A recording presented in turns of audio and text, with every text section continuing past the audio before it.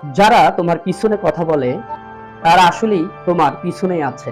এই কথাটির মধ্যে এক গভীর সত্য লুকিয়ে আছে। মানুষ সাধারণত তাদেরকে নিয়েই কথা বলে যাদেরকে সে গুরুত্ব দেয় বা হিংসা করে। যখন কেউ তোমার সাফল্য, তোমার পরিশ্রম, তোমার উন্নতি নিয়ে পিছনে কথা বলে, তখন বুঝে নিও তুমি ঠিক পথেই হাঁটছো। কারণ গাছ যখন ফল দেয় তখন মানুষ তাকে ঢেল ছুঁড়ে। পিছনে কথা বলা মানুষদেরকে নিয়ে কখনো চিন্তা করো না, কারণ তাদের তোমার সামনে দাঁড়ানোর মতো সাহস থাকে না।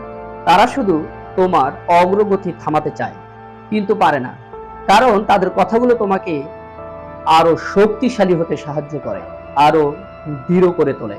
তাই যারা তোমার পিছনে কথা বলে তাদেরকে নিয়ে মন খারাপ নয়, বরং হাসো, কারণ তারা প্রমাণ করেছে তুমি এগিয়ে আছো, তুমি তাদের চেয়ে উপরে আছো। মনে রেখো, হিংসা কেবল সেই মানুষকেই করা যায় যে কিছু করে দেখায়। তুমি তোমার লক্ষ্যে অটল থাকো, নিজের কাজে মন দাও। একদিন সময়ই প্রমাণ করবে তুমি কাজ করে দেখিয়েছো, আর তারা কেবল কথা বলেই থেমে গেছে।